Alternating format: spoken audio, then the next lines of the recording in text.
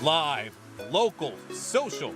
It's time for the Splash Live, Greater West Bloomfield's news magazine show. On cable, on the web, and all over social media. Featuring stories from close to home, starring people like you. Live from Greater West Bloomfield, it's the Splash Live. Welcome, friends and neighbors, to the Splash Live on Civic Center TV. I'm Tyler Keefe. Thank you for joining us as we go over the latest affecting us right here in Greater West Bloomfield. A developing story over the weekend. A water main break in Farmington Hills made quite the impact close to home in West Bloomfield. A significant water main line in the area of 14 Mile and Drake Road broke early in the morning, around 4:30 a.m. on Saturday recently, as you can see on your screen on civiccentertv.com. Video from the Water Utilities Department and police departments in West Bloomfield showed major flooding in the roadways on 14 Mile Road right around Muirdale in West Bloomfield. Of course, Verona is the location in Farmington Hills. That neighborhood road was where the water main break had occurred. Road closures affected many drivers on Saturday morning, much to their surprise. Some of that video, I was actually out there trying to capture some of the moments and give that initial information out on the scene. And that road closure, the road closed, the through traffic sign, the furthest I could get up 14 Mile Road before roads were closed with that significant rain definitely had an impact. However, Great Lakes Water Authority, or GLEWA, crews, along with crews from many local communities, including West Bloomfield Township, immediately on the scene. This video from later on that day, courtesy of our own Jonathan Montgomery, as crews were clearing some of the water, trying to get the water out of the roadway where there was major flooding, to get drivers back on the road as they isolated that water main break and began the process of restoring regular water services for West Bloomfield Township and neighboring areas like Walled Lake and Novi, which were affected by boil water advisories. At this time, can't stress this enough, at this time close to home in West Bloomfield Township, there is no boil water advisory. However, if water pressure levels do drop any further, or if there's a complete loss of water during this restoration process, a boil water advisory may be put into effect either for certain areas of the township or township-wide. However, at this time, once again, there is no boil water advisory in West Bloomfield Township. That is not the case for some neighboring communities that are still affected by this water main break, and that may not remain the case as the water main goes back online for regular services. The Great Lakes Water Authority will have more information on that. We will continue to keep you updated as we did on Saturday, as we have ever since on civiccentertv.com/water. Also at this time, important for you to know, close to home, West Bloomfield residents are encouraged to conserve their water usage. While water pressure is still at a safe level, you're still able to use water regularly in your home. You should limit those uses to only the essentials for the time being. That allows the Great Lakes Water Authority, the West Bloomfield Water and Utilities Department to make the necessary repairs and maintain safe water pressure levels throughout the township, and for some of their emergency switches that are providing water for safe water pressure to neighboring communities as well. The Great Lakes Water Authority, or GLEWA, held an emergency operations meeting this morning. They've done that regularly all throughout the weekend. They did that again on Monday morning to get the latest updates and more directives to communities affected by the boil water advisories, as well as overall by this water main break. Still no updates on that just yet from West Bloomfield Township. We have been in contact with Water Utilities Director Justin Taylor. He's expected to join us later on in the program for even more insight into the process of restoring this water main and what that may mean for West Bloomfield residents. So stay tuned, or at the very least, keep updated on this as it affects us close to home in West Bloomfield Township. civiccentertv.com/water is that website. You see it on your screen. Pause it, write it down, keeping in mind civiccentertv.com/water. In addition, we'll put that information, any updated videos, any updated video footage, or further information from ourselves, from the Great Lakes Water Authority, from the West Bloomfield Police Department, on our Facebook page at Civic Center TV 15, and shared it as well on Instagram at Civic Center TV. On the basketball court, more glory for our local teams as the Orchard Lake St. Mary's girls basketball team won the MHSAA's Division I District 25 title with emphasis, defeating White Lake Lakeland 54-28. Highlights of that are available on our YouTube page and on CivicCenterTV.com. As they earn big wins, they make history in Eaglet sports. For some players, a championship would be the perfect bookend to a revolutionary story at St. Mary's. It would mean everything. It would be with me for the rest of my life, and if we can make it that far, I'd be so grateful. Brooke Shockey is the lone senior on a surging Orchard Lake St. Mary's girls basketball team. But if you know Brooke, you know basketball is more than just a game in the Shockey household. It's part of who they are. Brooke's dad, Jake, played for the boys' team in the early 2000s. Now, as he watches his daughter from the sidelines, the Eaglet legacy only gets stronger for the Shockeys on and off the court. It's awesome, man. I got a lot of passion for St. Mary's. We go support a lot of their sports. A lot of my buddies' kids go there, so we're still very involved with St. Mary's. Just to see them build the girls program, it's been good to see, and I hope they continue to do it. I feel like our family is known for basketball, so it's just something that is very important to me that I take very seriously. And it really just helps knowing that people know how seriously I take the sport. The basketball connection is ironclad for the Shockey family. On the court, Brooke says a family-like chemistry has been the secret to growing the program in her years on varsity, and it is propelling this team to new heights in 2026. I truly think that the bond that our team has together is different from most teams. Everybody has a good, whether it's a surface level friendship or a very close friendship, it doesn't matter. Everybody gets along. A few of them have played together when they were younger, so they knew each other. But it's even the freshmen that have came along. They've bought into everything, and they know they're part of the team. And our older girls, they make sure everybody's involved with the team. The entire team feels the same sense of pride for their school as the Legacy Shockeys. A championship would cement that pride for a lifetime. It would mean everything. It would be with me for the rest of my life, and if we can make it that far, I'd be so grateful. Man, it would mean the world for her, and I know I would be just as excited to see her make that run, and I think she's going to work as hard as she can to make that happen. Championship or not, this Eaglets team is leaving its mark, providing the foundation for what may be as storied of a history in girls basketball as it has been for generations of boys, even if they don't know it yet, says Coach Creighton. I don't know if they recognize that. We try and talk about it, but this group gets along very well. And you can see them on the bench, how they celebrate each other. I think after the season, they'll kind of realize how special it is. For the Shockeys, they hope Brooke leaves her legacy on the court, setting a proud example for her school and her family. We're just real proud of her. It's a lot of hours you put in, both as parents and grandparents, and certainly the players. We talked about it today. I was like, man, we've been going to her games. I've been coaching her since she was little, 5 years old. And I was like, man, this could be the last time that she played at the high school level. So I think she's just like, it's surreal, but she's ready to leave it all out there. So, big moments. Hopefully, she performs up to par. I'm just so grateful that I was a part of this St. Mary's girls division, and I hope we make it as far as we can.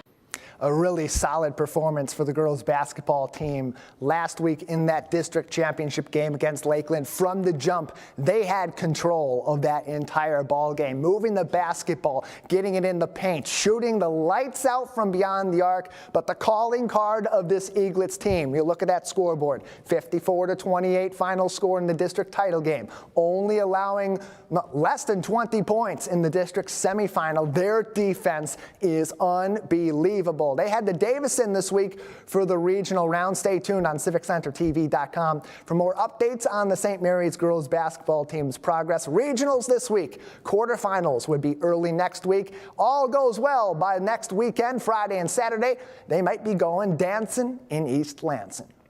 Close to home, our youngest residents are making a commitment to giving back, helping those in need in ways you would never expect from somebody of their age. Civic Center TV reporter Jake Schaff has the story. Here in West Bloomfield, everybody always looks to try to make an impact, and that can happen at any time and at any age. Lincoln Millot, a fifth grader at Scotch Elementary, partnered with Mittens for Detroit to create the Michigan Society Children of the American Revolution Mitten Raiser, working to raise mittens for those in need throughout the community, all the while carrying on with his studies. I spoke with Lincoln recently to hear about the success of his mission and how he wants it to continue. I am part of an organization called NSCAR, which would be the National Society Children of the American Revolution.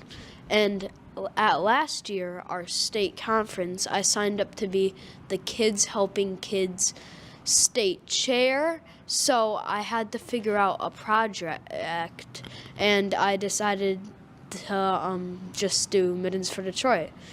Around October, when I first had my first Zoom meeting with Wendy from Mittens for Detroit, we started a mitten raiser, and that ended on December 31st.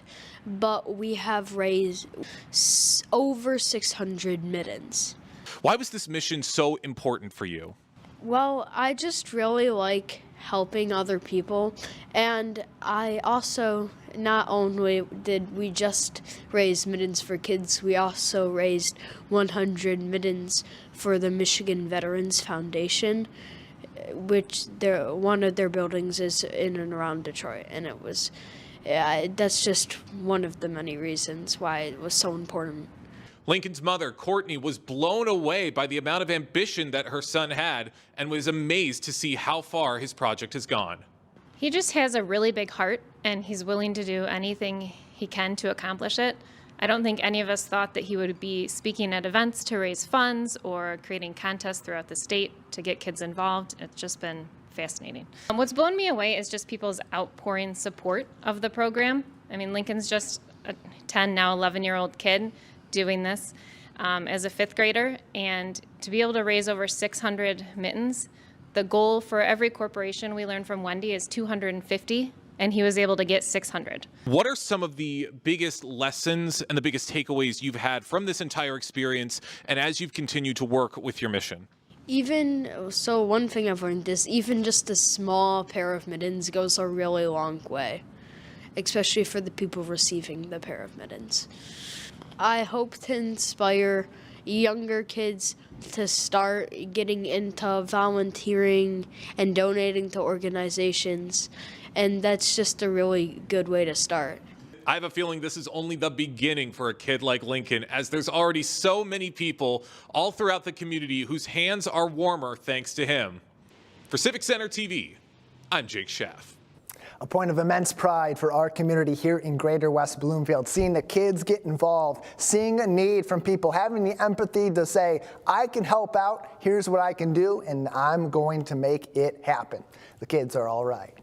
In West Bloomfield, a familiar face making an appearance recently on one of the biggest syndicated programs on television. Pastor Elizabeth Hurd recently had a chance to live a dream and show off her smarts on Jeopardy! Out in Deep Freeze. I spoke to Reverend Hurd about her dream come true experience.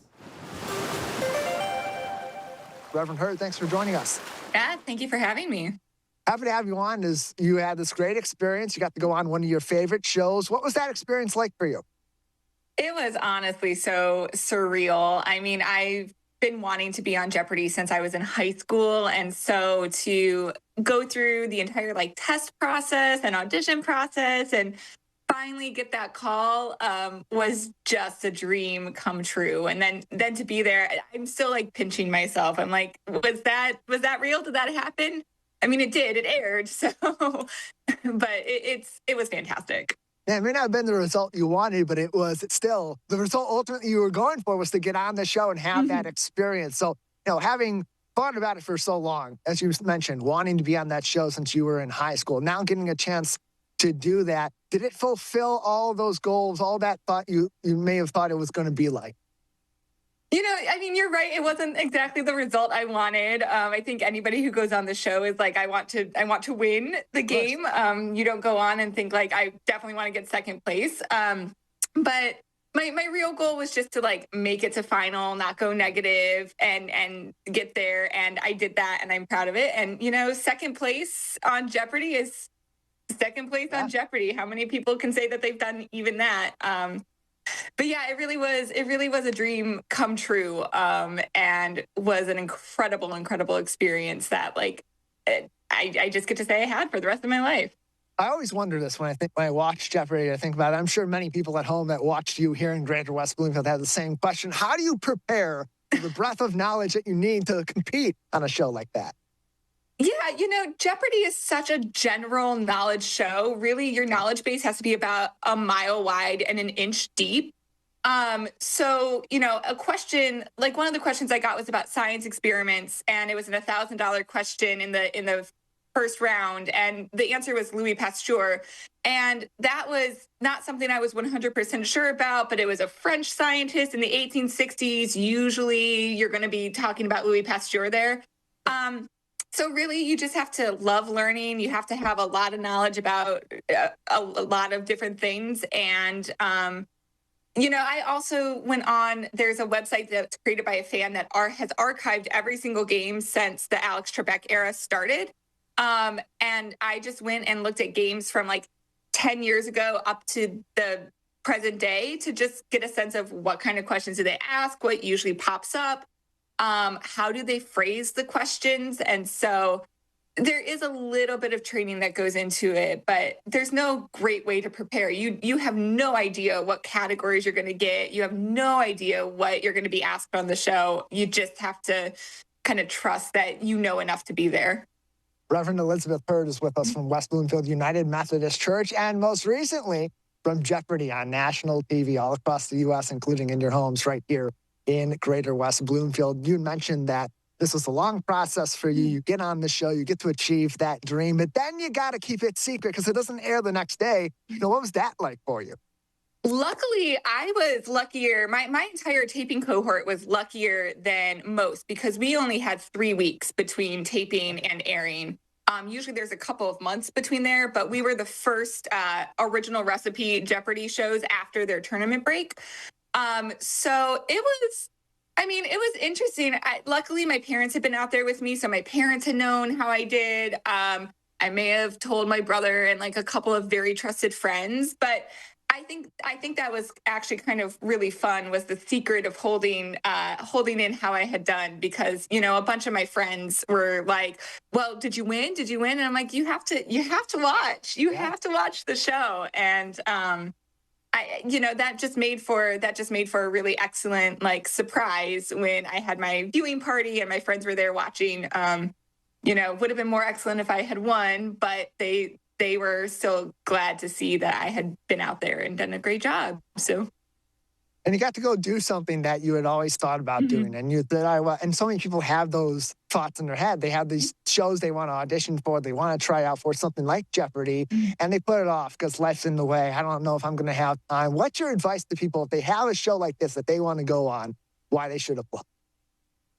Just apply. That's, I took the various forms of the Jeopardy online test, from the teen test, the college tournament test, the regular adult test, and then the anytime test when they started that in 2020. I took that every single year. And so this was 17 years in the making. I had landed a couple of auditions that didn't work out. And then for whatever reason, this was the year. So just be persistent, just keep trying. You talk about putting something off. I literally the day before I got the notice that I had an audition for Jeopardy, I found out that I had thyroid cancer. And so it was just this very weird thing of life is lifing, and yet this dream is still there. And life is going to happen, and if you have something that you want to go for it, just make sure you do, because it will. If it's meant to be, I truly think the opportunity will come to you. And it gives you a chance to let people know your story, and maybe perhaps be an inspiration for someone else. It's something you do on a day-to-day basis in your day job here at United Methodist Church. And I know for other people that may have those stories, that may be able to put themselves out in this way, what experience did you have being able to express yourself through going on a show like this? Yeah, it was interesting because I was so nervous about what was I going to look like on Jeopardy. And I think that one thing that I've heard consistently from like my friends and my family that have watched was that like, yeah, that was exactly how we expected you to be. Like I'm a very external processor. So every single time I got a question right, I had a reaction. When I got a question wrong, I had a reaction. I made a little quip about my mom having a pacemaker when I hit a daily double. And it was just like all my friends have been like, yeah, that's who you are. And so it was just a wonderful experience to be on a national stage and be able to fully express, like, I don't know, Jeopardy sometimes is so serious, and I'm not always the most serious of people. And it was fun to just bring a little bit of light and levity and fun to the stage. It's always a fun time to have that experience and to be able to spread some smiles to people in your community and far beyond. Reverend Hurd, before I let you go, gotta give you the question. They do this sometimes. They like the people that they have on. Their second place people come back again. Would you do Jeopardy? Absolutely. If Jeopardy called and was like, "We want you in the second chance tournament," which I would be surprised if they called me back. But absolutely, if they called and said, "We want you in the second chance tournament, we want you to come back," I was telling people the problem with Jeopardy is you play until you lose. And then you play and it's like addicting. You're like, I want to go again. How can I go again? So absolutely, if they called, I would go back. But I would also be very surprised if that happened. Well, you got the community here behind you, rooting for you to get back on that second chance season. We're calling on you, Ken Jennings. Get Elizabeth Hurd back out there. Reverend Hurd, thank you so much for your time today, and congratulations. Thank you. I want to congratulate Pastor Hurd one more time on her accomplishment, just getting onto one of her favorite shows on TV. Not an easy accomplishment, pretty rare we have someone from close to home be able to achieve a dream like that. Wasn't a victory, but getting to go out there and set a goal and achieve that, always a win. Congrats to Pastor Hurd. We want her on that second chance tourney. We're rooting for her here in West Bloomfield. Get it done, Ken Jennings. Make it happen. That's what the people want. The weather is turning, the sun is shining, the best athletes are hitting the diamond everywhere from Lakeland, Florida for the Tigers to all across the globe for the World Baseball Classic. Baseball season is here at West Bloomfield High School as well, and perhaps the only person more pumped up about the season than the players themselves is West Bloomfield alum and baseball manager Josh Bernberg, who joins us on the Splash Live. Coach B, thanks for coming on the show. Thanks so much for having me. It's a pleasure as always. Yeah, glad to have you on. Baseball season, another exciting time here in Greater West Bloomfield. Your team's been able to develop into a bit of a power in recent years, starting to develop a bit of a reputation in Southeast Michigan as one of the better baseball programs up and coming. In these recent years, what do you believe have been some of the key points that have helped West Bloomfield turn the corner and in the spring season and be a bit of a baseball school? Yeah, I'll be honest with you, really good players. This is a really good place to start. We've got lucky. A lot of kids grew up in West Bloomfield that happen to be good players. And when you start winning games, kids start to buy in. Winning becomes addicting, and you want to be able to feel that way all the time. And we had a bunch of guys that were competitive, too, that hated to lose. So, you combine those things, be lucky with a lot of good players and a lot of competitive kids. And I think you see that turn into a lot of baseball games and end up going on the right side for you. Having been a baseball player yourself, knowing the culture around sports at West Bloomfield High School, and seeing the development of teams on the basketball court, on the football field, many other sports that have had a lot of success, like wrestling and so on in recent years, even before your tenure, what was your goal coming in to change that culture and build it to what it is today?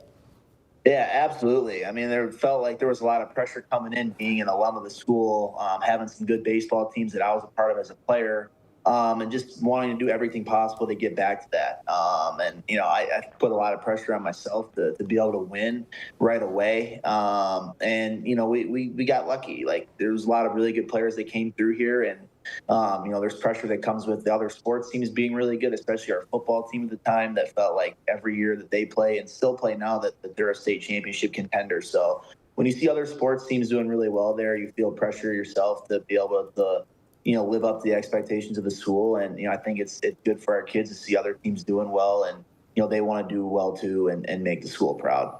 What does it take for these kids to be able to not only take their natural talent, especially those really good kids that are going to be getting possibly D1 offers or other college offers, to bring the other kids in the program, varsity and the lower levels, up to the standard that's now an expectation at West Bloomfield?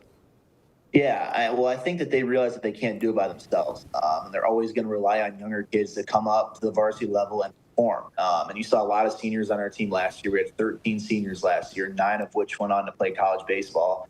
But, they were smart and they realized that we had some younger guys in the team, some sophomores and some juniors that they really needed to perform in order for us to get to where we needed to go. So, you see a lot of older guys in our program taking younger guys under their wing, being a leader, more of a mentor to those guys, getting extra work in with those guys. And, you go from a bunch of guys, some that know each other, some that are strangers going into the year, and you leave, after they're done playing with each other as brothers. And you have a bond for life there and memories that you'll never be able to take away from these players. So it's a really cool thing to see as a coach, and I'm excited for these kids this year. A lot of new faces, so going to be building a lot of new relationships and hopefully some great memories as well.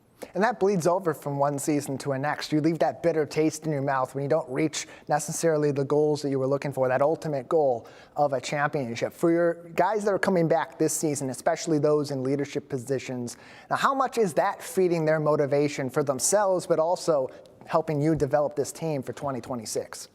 Yeah, I think it's huge. I mean, we only have 6 returners, which is crazy to say. I think it's the least amount we've ever had there since I've been there, and probably only 4 with real varsity game experience. But, I think they're going to take a lot of their experiences and a lot of success that they were part of last year. They want to feel that again, and they want to get back there, and they want to bring these younger guys up and show them that, this roster might be different, but the standards and the expectation stays the same. So, we want to stay where we've been. We don't want to have a rebuild year. We don't want any of that. We think we have some really good players here still, and we want to maintain the expectation that we built, like you've said, over the last 4 or 5 years and keep the thing rolling.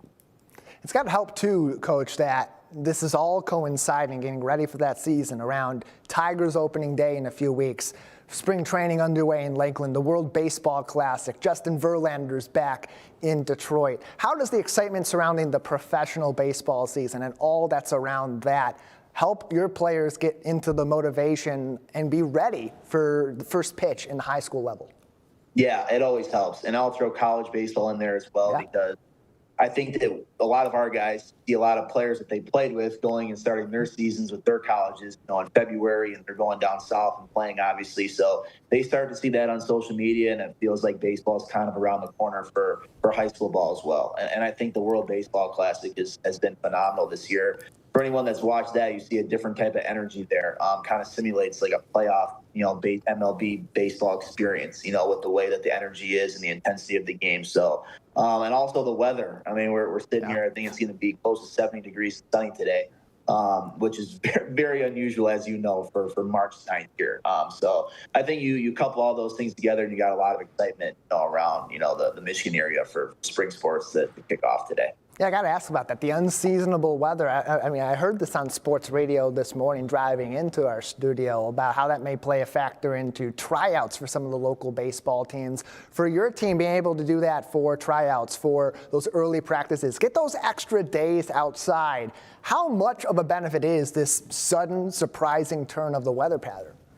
It's huge. And I'll shout out our district and our athletic director, Eric Pierce, for giving us a turf field as well, which allows us to be outside maybe if the weather wasn't going to be as nice, or if there was a lot of rain, this weekend, we'd still be able to be out there because we have the turf facility. So we've been lucky. We've been able to be outside, 90+% of the time for tryouts when a lot of other teams are indoors in the gym. So, I hope a lot of other schools are going to be able to be outside this year with how nice the weather is.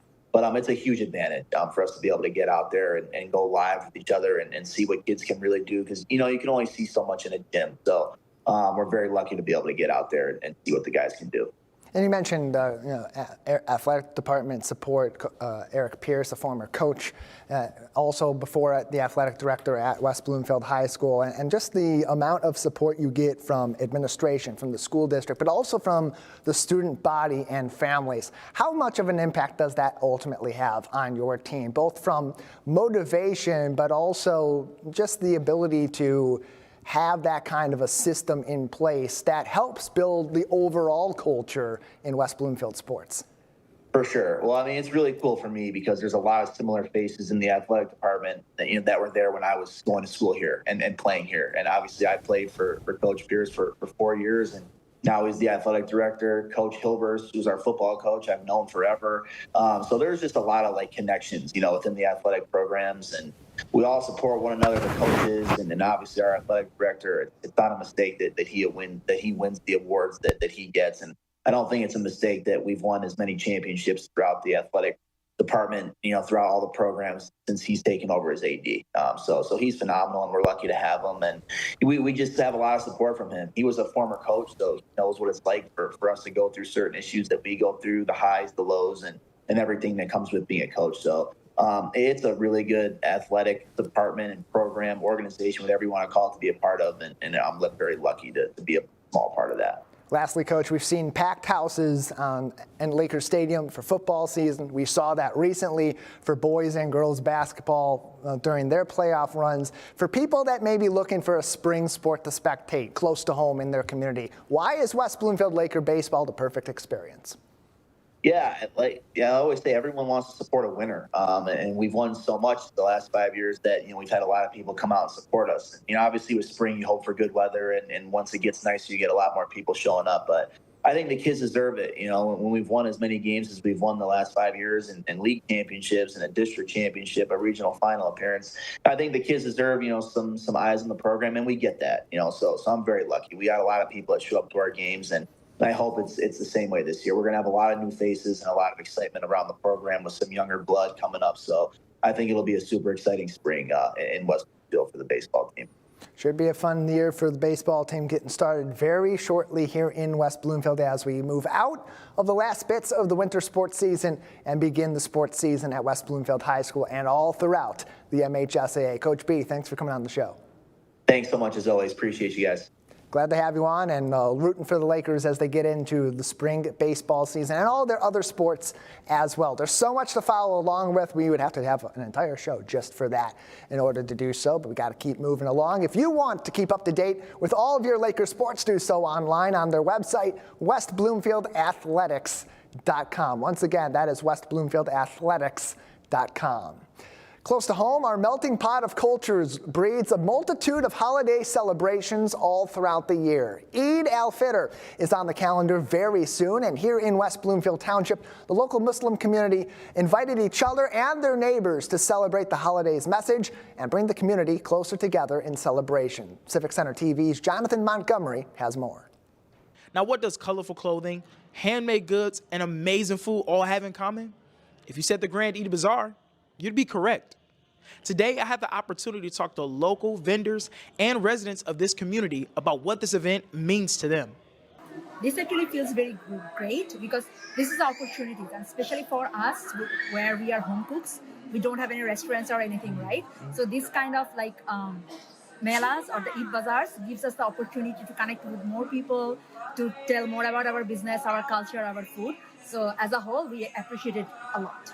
Right now is a great time for people to shop because Eid is coming up. It's Ramadan, Eid, the community comes out, and there's so many other vendors you can shop from, and bazaars like this, like Hamara Des and many other bazaars we do, they give us small businesses a great opportunity to showcase our outfits and our items. So it's always a pleasure to be in this bazaar. This is my fourth event so far with this company, Hamara Days. And I feel very good, especially this one.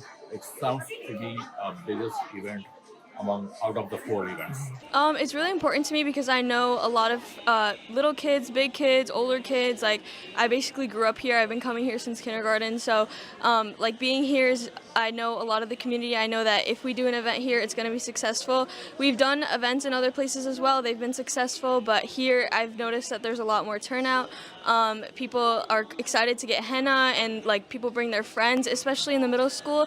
It's surrounded by other schools as well, so people come from all over, and it's like a place to get together and just have a really fun celebration. As families prepared for Eid al-Fitr, the Grand Eid Bazaar was a perfect opportunity for the community to come together, support local businesses as they reflect during the time of Ramadan. For Civic Center TV, I'm Jonathan Montgomery. One of the hallmarks of the year on the Muslim faith calendar, and being able to celebrate that with people in the heart of your community. And what was great, I had a chance to talk to Farzana and Ariba alum last week about this leading up to their Eid al-Fitr Bazaar, the Grand Bazaar, the third annual version of that here in Greater West Bloomfield at West Bloomfield Middle School. And they were very adamant about they want this to be open to the community, especially in the times that we're in right now. The more of those connections we can make, let people into our individual cultures, our individual experiences. That's what keeps a community like Greater West Bloomfield the melting pot that it is, but also a close-knit community that values diversity and its cultures close to home every single day. We continue our coverage of a water main break over the weekend in Farmington Hills that is making an impact right here in West Bloomfield Township. The latest updates still remain. No boil water advisory is in effect in West Bloomfield Township. However, neighboring communities may still have those in effect at this time or in the near future as the Great Lakes Water Authority and other local entities fix the water main break that occurred in Farmington Hills over the weekend and restore regular water services for that area affected in West Bloomfield Township around 14 Mile and Drake near Meredale and others throughout the local area. Here with the latest updates, a man who's been very busy lately taking care of this issue in our township and assisting others is Justin Taylor, the Water and Sewer Utilities Department Director at West Bloomfield Township. Justin, thanks for coming on the show today. Yes, good morning. Thank you for having me. Happy to have you on. Certainly a point of interest for many people in the community, as it was a very big surprise to start off that weekend. A major water main break, a kind of a similar one to ones we've seen in years past, although maybe not perhaps the same widespread effect that this particular water main had in 2017 and 2021. What do we know now that may be an update from the information we got trickling in over the weekend? Yeah, so this break had occurred, as you stated, in that location very early Saturday morning. This morning, Monday morning, they have wrapped up getting that new piece of pipe in there. 20-foot section of pipe was delivered Saturday. It is now in place and been welded in. So it's a matter of getting the locations near there flushed out, and they would then backfill this when they are ready. When GLWA is ready to, they will backfill this and repressurize that to test to make sure there is nothing, that needs immediate removal at this time. Further, either side of that, but this is in the same location. This is the third break on this 48-inch transmission line in the last decade or so, but that's where they stand right now. It has been put in place and welded in. They worked overnight last night to get that work done. Yeah, if you're following the Great Lakes Water Authority on any of their social media, you've seen many picture updates throughout the weekend of them having repair crews on site to mitigate this issue, them bringing in this new section of piping that has now been installed, and they've continued to give their updates, facebook.com/glwater, as we've continued to give updates on how it affects us here in West Bloomfield on civiccentertv.com/water. Justin, an interesting thing that I ran across in doing initial research and getting this information out to our community over the weekend when this broke was the fact that when water is restored, when that pipe is repaired and they start the backflow into that system once again, that may be a point where there could be some additional boil water advisories for safety precaution purposes. Is that correct? Could we expect a possibility of even brief boil water advisories later on today or early on into this week as this repair concludes? I don't want to completely rule that out, but West Bloomfield Township is isolated from that section of Maine that had to be shut down for these repairs. We've got 7 master meter vaults in the township. 2 of them sit within that section of Maine that had to be shut down. So we've isolated ourselves at those entry points. We do not anticipate anything coming into our system water-wise of questionable quality. But anything could happen if as they're doing this, we have to either shut down more entry points. We won't know until it's happening. But we do not anticipate having to go to a boil water. We've avoided it to this point. And also Commerce and Wixom have. A couple of the other communities that are affected, Walled Lake and part of the city of Novi, unfortunately have gone into boil water due to complete loss of water in their distribution system. We had low pressures noticed at the time of the break. By mid-morning Saturday, when we got isolated off of that main, our pressures recovered very quickly, and we've been steady since. We're running 10 to 12 psi lower than what our normal operating pressures are, but that has to do with the emergency interconnections open to our neighboring communities to the west. So the latest remains the same for this situation. No boil water advisory is in effect in West Bloomfield Township. There are some areas of Walled Lake and Novi that are affected by that at this time. That may change throughout the day or the early portion of this week as the Great Lakes Water Authority, you may hear that referred to as GLEWA, continues to conclude their restoration of this particular water main. A couple questions, Justin, and this may be beyond your purview specifically in West Bloomfield, but being in the conversation with other communities and the Great Lakes Water Authority, this isn't the first break we've seen on this section of Maine in recent years. Of course, many people will remember the major break on this from 2017 that did lead to prolonged boil water advisories in West Bloomfield Township. Of course, there was another one in 2021. Is that being addressed, or maybe how may that be addressed from the local water apparatus and the systems that are in place, our communities, to possibly prevent further breakages in years to come? Yeah, absolutely. That is being the first, the operation at hand right now is to get this current break fixed. Of course. That is something they will do is when this repair, is complete, is to look at this whole stretch of Maine and see what is the more permanent repair or solution to why we've seen these breaks happening at a more frequent rate. Now that infrastructure is more than half a century old, so it is nearing end of life. But I know that when GLWA wraps up this immediate emergency issue and all the surrounding communities that are affected, it will the larger picture will be looked at there.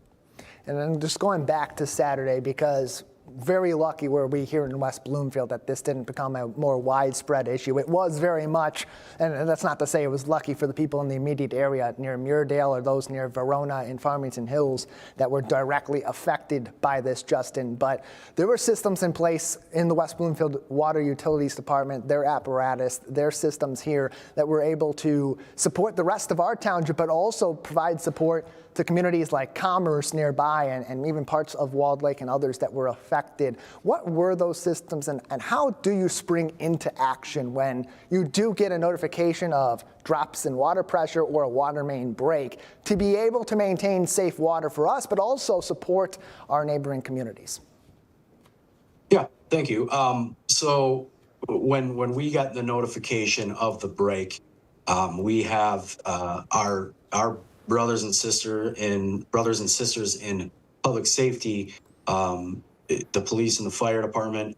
A call would be placed into that dispatch center, and dispatch then reaches out to us 24 hours a day, 7 days a week, 365 days a year. We have an on-call technician and an on-call supervisor, and those rotate on a weekly basis. But so that emergency call came in to our on-call technician. And like you said, they sprung into action. I would like to commend, both police and fire for their assistance in this and keeping the public safe and away from that break site. But also our internal team here at the department, that their fast response able to keep us from going into that boil water. Again, like I said, we noticed lower pressures, but we're able to isolate ourselves from that and get to the safe point in West Bloomfield where we could bring our pressures back to normal, and then open up what are considered emergency interconnections. We have 3 of those with Commerce Township. And throughout the day Saturday, once we knew West Bloomfield was okay and safe, that we had our system where it needed to be to keep our residents and businesses from going into that boil water or complete loss of water, we then began to open with Commerce Township those interconnections to help feed water moving to the west. And through Commerce, they can then feed Wixom and Walled Lake. So we are, again, we're running a little bit lower on our pressures here internally in West Bloomfield. And all we are asking of our residents is if they can avoid using any excess water. Obviously, you do what you need to do. It is safe to drink. We are not in that boil water. But if you can conserve, that will help our neighboring communities in this time of emergency. Yeah, the biggest thing is maintaining a safe water pressure level. The support from our township supports those other communities and vice versa. So that limitation of water is to maintain a safe level for you, for your neighbors, for other businesses, and for our other communities as well. Justin, want to commend your team for its fast work over the weekend, as well as your partners in public safety for putting this situation into a fast resolution, and of course, keeping our community safe in the process. Thank you so much for your time today. Thank you. Appreciate it. He's a very busy man right now. The Water Utilities Department has been working around the clock with the Great Lakes Water Authority to attend to this break, to bring it to a safe and expedient resolution, and that is expected early on this week as Great Lakes Water Authority, or GLEWA crews, continue to be on site, wrapping up the restoration of that section of water main that broke early on Saturday morning and restoring regular water services for West Bloomfield Township and those other communities. But once again, there is no boil water advisory in effect at this time in West Bloomfield Township. There could possibly be a small chance of a boil water advisory once service is restored, as they test water pressure and safety standards once the system is back in regular operation. Should that happen, or any other significant or minor updates to this story, continue to file in. We'll keep you updated on our website, civiccentertv.com/water. Once again, that's civiccentertv.com/water. Link to it is right on our homepage, top of the screen as well. That will remain through the resolution of this event. More major repairs and improvements at this time in West Bloomfield. This time, the kind that were planned in advance. Fire Station number 1 continues to undergo renovations, turning it from one of the oldest fire stations in our local area to one of the most state-of-the-art facilities for our men and women protecting us in fire department and EMS services in West Bloomfield today and in the future. Civic Center TV's Jake Schaff spoke to Deputy Chief Mark Lowry and others from the fire department team for the latest update. It may not look like much at the moment, but construction has been hard at work for the brand new West Bloomfield Fire Station number 1, a building that is planning to serve as a beacon for the West Bloomfield community and a symbol of the fire department's dedication to protecting our neighbors. I had the chance to speak with Deputy Fire Chief Mark Lowry to get some updates on the construction's progress and to get a better understanding of what this brand new fire station will be providing. I just got back from a walkthrough with Partners in Architect, and we went through the walkthrough of the upper level. So right now the upper level is studded in. That means that the drywall and everything isn't in yet. And the reason that we do the walkthrough is to make sure that we're getting all the electrical and all the low voltage drops and everything where it should be before we close the walls in. So right now it's set up where there are 3 bunks. There's the officers' quarters, the officers' office. And then we did a quick look at the downstairs. Probably about a month from now, we'll go do the walkthrough of the downstairs. And that's when all of those walls will be studded in and ready to kind of do a final preview before they close it up. What would you say are maybe the next steps in terms of this construction with Fire Station 1?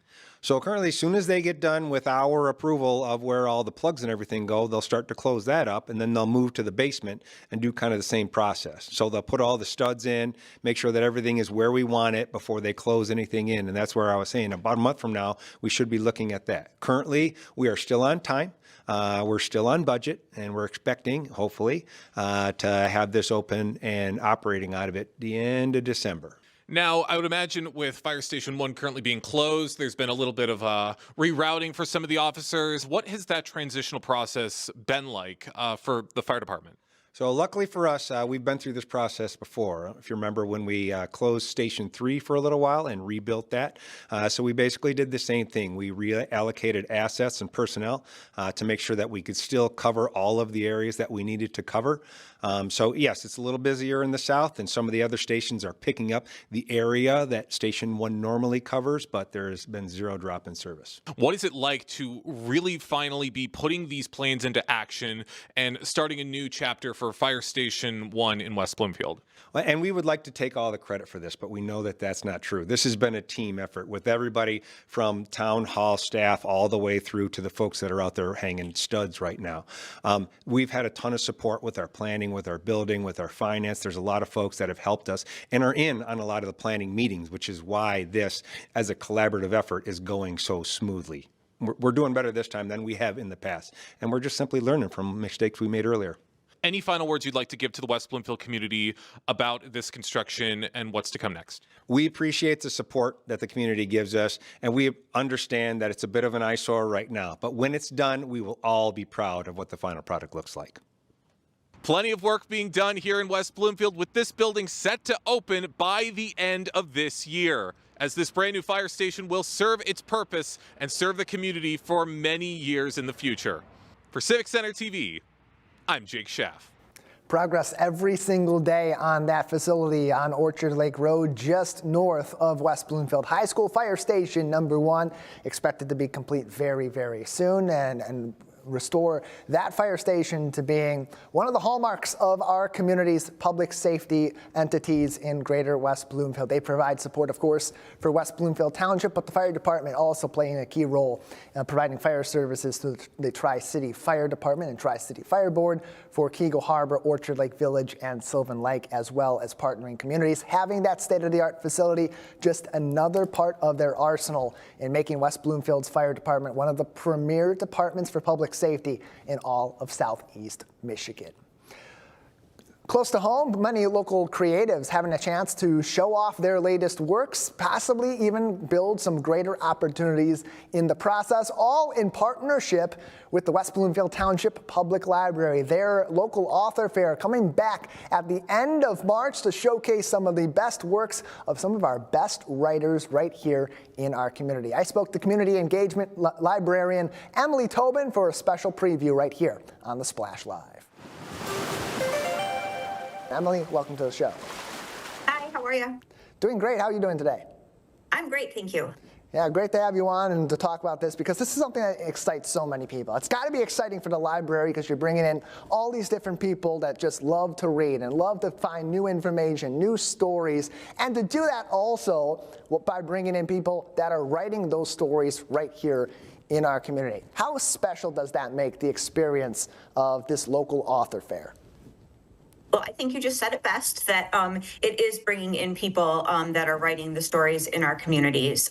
It's very hard to get seen and to get published as a small author. So this gives people great visibility among people in our community to interact with others.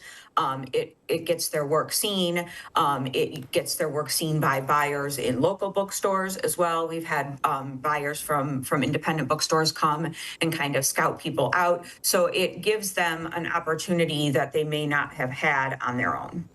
And it's coming up very soon, March 22nd. It's a Sunday afternoon, 1 p.m. to 4 p.m.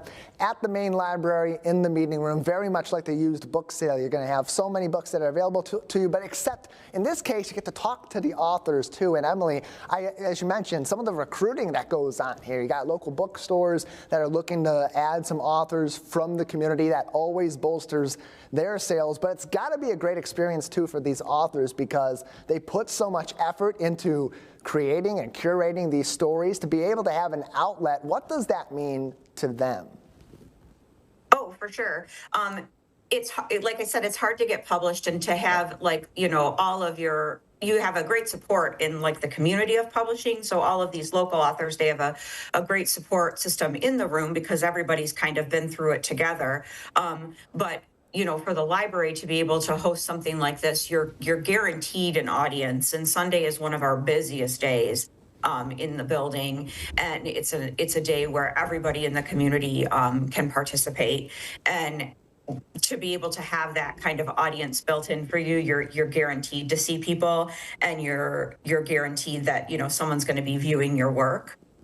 So that I think is a great opportunity for them. You can find more information on the local author fair, wblib.org. That's the West Bloomfield Township Public Library's official website. You can also visit them on Facebook and on Instagram at West Bloom LIB. Community engagement librarian Emily Tobin joins us on the Splash Live for a preview of the local author fair. It's always a good sign, Emily, when you bring up an event and beforehand you're telling us how long it's already been going on. The third annual iteration of this particular fair. What about this has made it one of those tentpole events for the late winter, early spring here in Greater West Bloomfield? So March is reading month. So I like to do it in March because obviously it's reading month. And when I came here, I've been here for almost 4 years now. We did our first one the next year I came. And the library I came from had a very successful author fair, and a lot of libraries do them. But just every year as we have done another and another, the applications have grown. So you really see that there is, a need in the community to, get these authors showcased. And as a library, we can't have every book in our collection. That's the great resource of, being able to interlibrary loan. But this is a way for us to get local authors a platform in the community. So it's something that we want to keep doing, and that, it makes us feel like we're doing our part to support everyone in the community. More information can be found on wblib.org or stop by Sunday, March 22nd from 1 p.m. to 4 p.m. at the main library on the Town Hall campus in West Bloomfield. That's just off of Walnut Lake Road in between Farmington and Orchard Lake Road in West Bloomfield. Emily, what's the selection process like for finding these local authors? Because I'd imagine now with the third iteration of this coming up, it gets a little bit more congested trying to pick and choose. It can be a tough task. Yep. So this year we had over 60 applicants. That's the most we've ever had. And we still have people calling saying, hey, can I be a part of it? But the application has closed because we want to be fair for everyone. But I try to pick a good range. So this year we have 15 authors coming to see us. It's gone up from 12 last year. I'm trying to create more space in the building. But I try to get a good mix of there's children's authors, there's teen authors, and there's adult authors, so that there is something for everybody, and that there is a good diverse mix of titles. So we kind of apply what our collection development process is to the applicants for the author fair, so that we're making a rounded out decision for what we're gonna bring in the public for. And of course, the library wants people to read. They want them to be exploring different worlds through storytelling and be supportive of that. But something like this also supports, and I'd imagine fosters creativity and inspires that in the community where we have so many people with interesting stories or interesting ideas. How have you found that something like this does inspire people that maybe have had that idea for a number of years to finally put pen to paper or hands to keyboards and get going telling these stories? Yeah, so we have had many people that we have a creative writing group that meets here every week at the library. There are 2 or 3 that have gone on to be in the author fair. There's one for sure that's in the author fair this year. There is a person that has been in the author fair previously, and she's on her 2nd book now, so it definitely encourages people to keep going. And I think that same author, she was, she's an avid library patron, and I think it encouraged her to get started as well. So I think just being in the room and being part of that process and that energy, it seems like a very daunting task when you are just getting started, to write a manuscript, format a manuscript, get an ISBN number, try to find somebody who's willing to publish your work, or do it yourself. And I think just being able to talk to other authors that have done it gives them that energy to get started.